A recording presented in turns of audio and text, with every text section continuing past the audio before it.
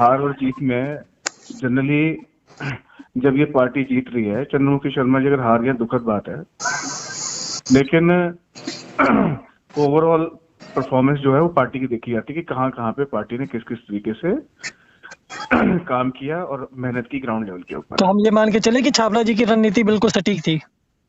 देखिए, रणनीति जो बनती है ना, वो किसी एक व्यक्ति की नहीं बनती जी रणनीति हमेशा सामूहिक होती है। सभी लोग मिला के पूरी पार्टी डिसाइड करती है, सभी लोग मिला के अपना इनपुट देते हैं, उसके बेसिस पे बनती है। उसमें कंट्रीब्यूशन छाबड़ा जी का भी था, उसमें कंट्रीब्यूशन प्रेमकर जी का भी था, उसमें कंट्रीब्यूशन चंद्रमुखी जी का भी था, सभी का था कंट्रीब्यूशन। तो देखिए, एक सवाल और कहना चाहूंगा कि अगर सामूहिक की बात की जाए तो उस सामूहिक में ये चंद्रमुखी शर्मा जी भी इन्वॉल्व है। वो जी अपने, चलिए हम रणनीति की बात कर लेते हैं। रणनीति उनकी शर्मा जी की भी सटीक थी, लेकिन अपना वार्ड हार जाना उनकी सटीकनेस का एक जवाबदेही बन जाता है।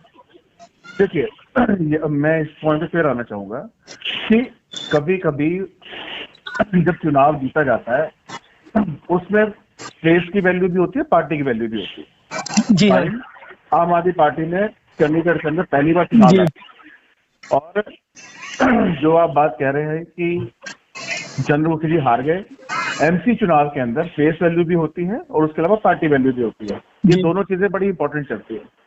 हो सकता है चंद्रमुखी जी के जो का जो ये- एरिया है वहां पर जो फेस थे उन्होंने उस एरिया में काम किया हो या फिर उनकी क्रेडिबिलिटी अच्छी हो, फाइन। तो जी इस वजह से आप ये नहीं कह सकते कि अगर चंद्रमुखी जी हार गए हैं तो उसे पार्टी की जो रणनीति थी वो खराब नहीं है, ऐसा नहीं होता है। ओवरऑल जहां जहां पर भी इनकम्बेंसी फैक्टर प्लस जहां पर बीजेपी ने काम नहीं किया और इवन कांग्रेस ने भी काम नहीं किया है, वहां पर डेफिनेटली सभी लोगों ने उनको मुंह तोड़ जवाब दिया है।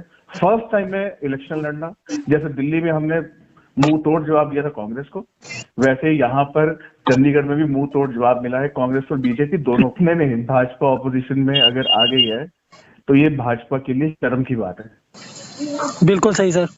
ये उनके लिए शर्म की बात है और ये उनके लिए कहीं ना कहीं एक इवैल्यूएशन का भी एक प्रोसेस है।